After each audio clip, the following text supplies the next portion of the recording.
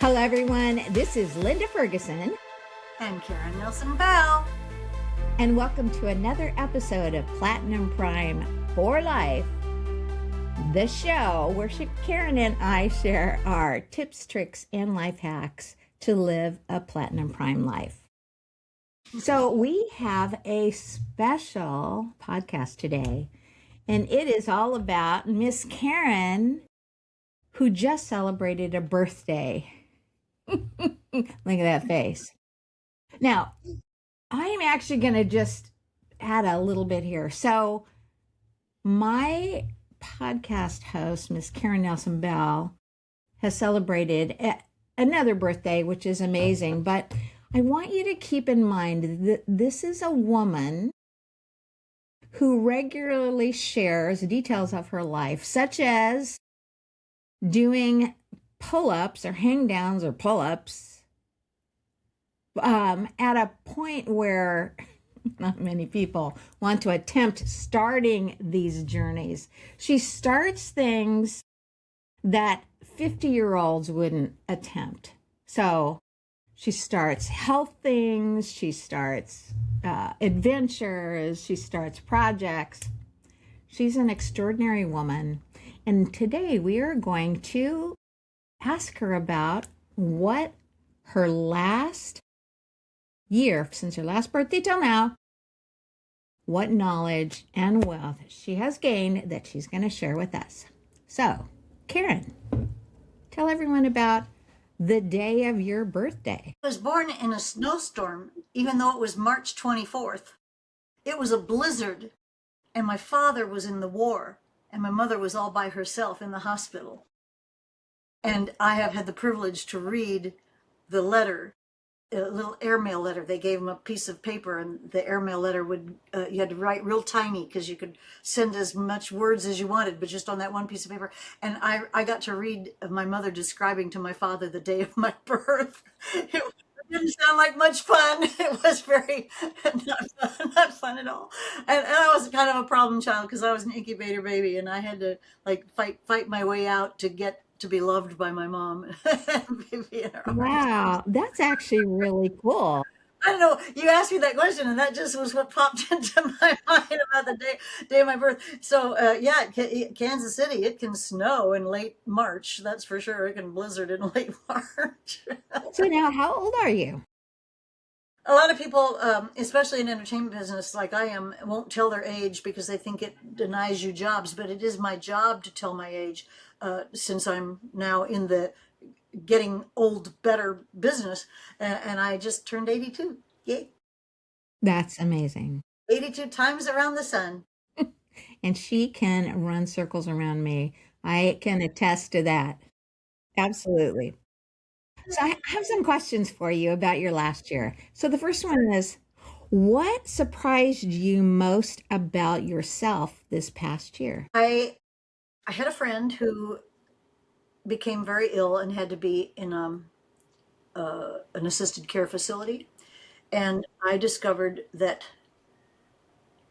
I have the capacity for nurturing instincts. Having not ever been a mother, I have not having raised children, I've never had that opportunity. Really, it's a beautiful opportunity to care for someone else, and I learned that I could be a full-on caregiver, and that was a surprise to me. I didn't know that I had that inside. I've always thought that I was kind of like a selfish person because I didn't have the motherly instinct. You have a beautiful warmth and a generosity of that motherhood flow, and I never had it before. But I think I gained an appreciation of that. I also gained the appreciation of my own health because I don't want to be in the situation that my friend was in.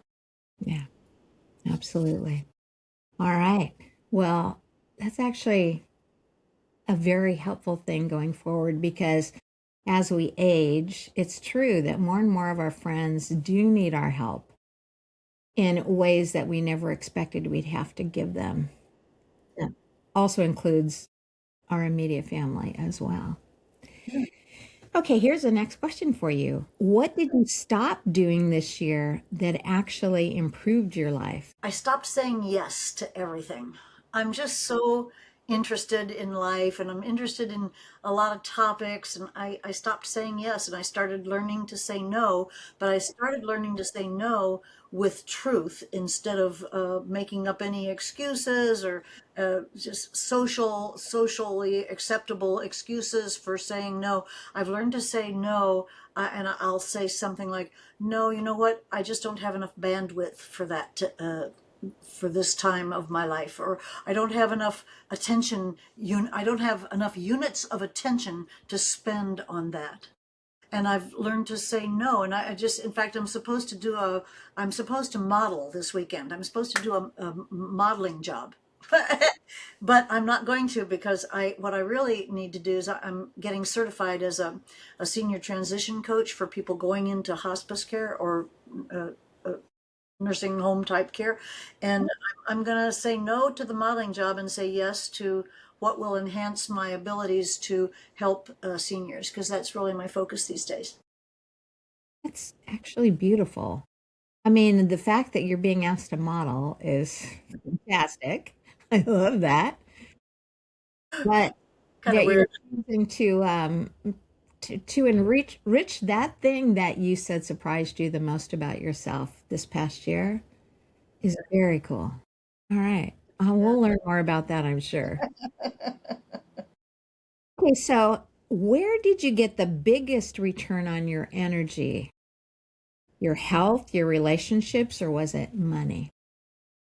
My health, without any doubt. I've been researching all ways to have energy because I used to have teenager energy. You know that I have more energy than a lot of teenagers, you know.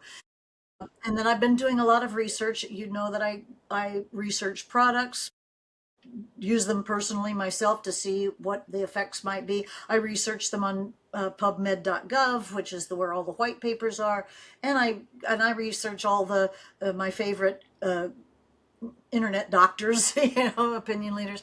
But uh, I had the opportunity to research some stuff that gave me what I call toddler energy, and not only a couple of products that actually changed my energy levels, but also some strategies and protocols that I do when I'm exercising. They come from Tai Chi, and they come from not only Tai Chi but also yoga, and ways to improve my energy mechanically by things that I do with my body in the morning. So I now claim, I'm claiming toddler energy.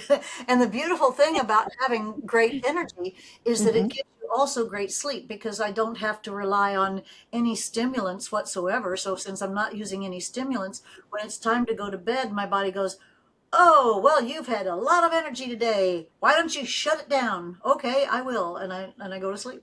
So that has been the source of my energy has been improvements and researches in my health journey. I love it. Yes. You definitely share those particular things, and they do work. They do work.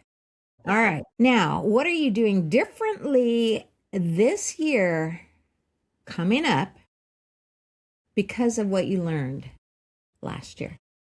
I'm starting to look at a longer term planning for the future. I've always planned a year in advance, but I've never done the way I understand that in Japanese culture they do 5 year plans, 10 year plans, 50 year plans. Well, I'm starting to think I'm only 8 years away from 90. Now, 90 seems like a pretty big milestone. 85 is probably a pretty good milestone. I'm shooting for 85 right now.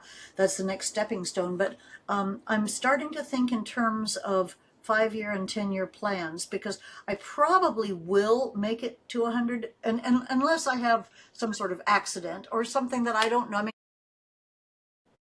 practical his God has a sense of humor. He likes to play practical jokes on you. When you say you're going to live to 120, then something more may happen. Who you don't know, you don't really know. But I want to plan at least to my 100th birthday, and beyond and beyond. So I'm taking a longer view of my future, and it includes everything. It includes being healthy. It includes not being a burden to the system. It includes finances, planning financially. What if I do live 120 years? Will I outlive my money? It when you get to this age, you think about that. I had somebody just recently say to me, "I'm going to have to die sooner than I thought because I've run out of money." Oh my gosh, really? Seriously?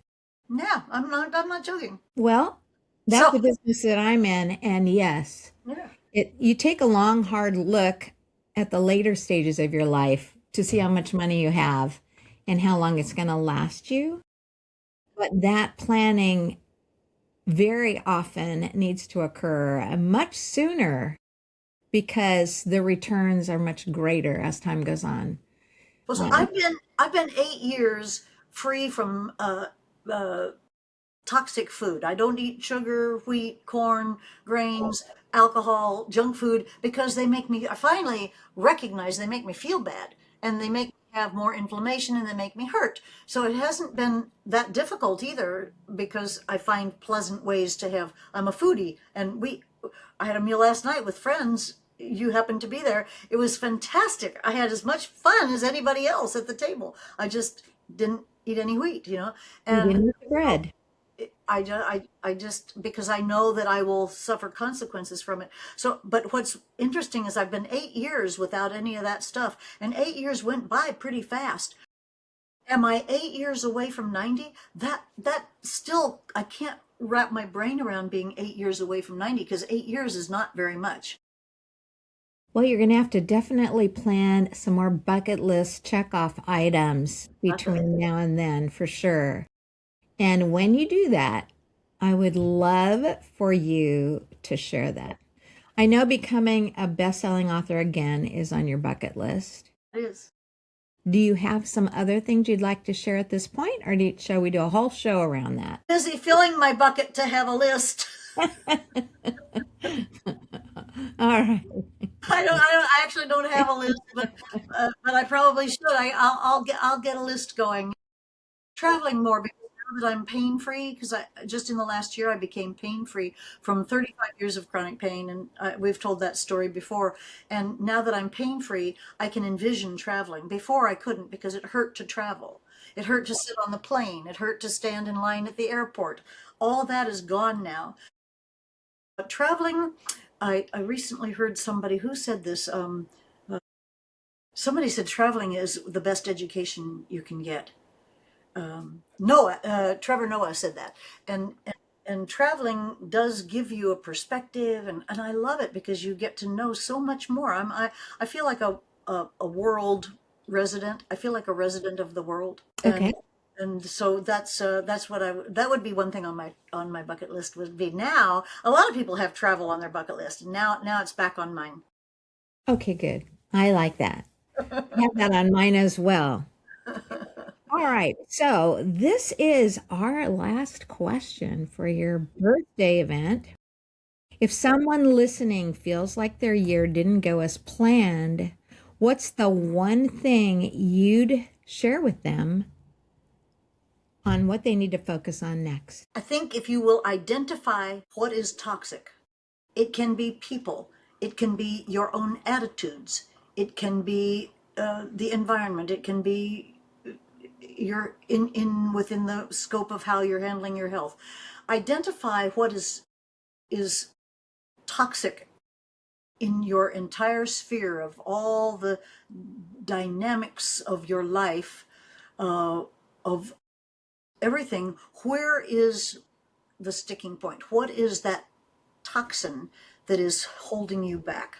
And if you will identify it, then you could do something about it, because if you don't identify it, you can't fix it. So if you're identifying that you have toxins in your food that are dragging you down and giving you no energy, if you have a toxic person in your circle, maybe you can't get rid of that pride. I'm not saying get rid of a friend, but you could minimize the contact.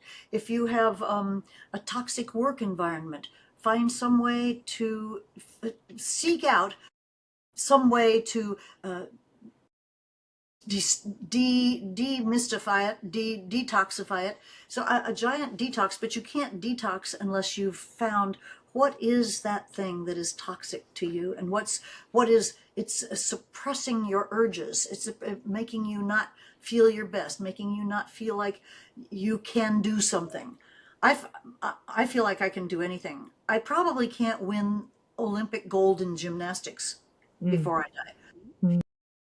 It might not happen. I would like for it to happen. but, But is but that a goal? Do you have that goal?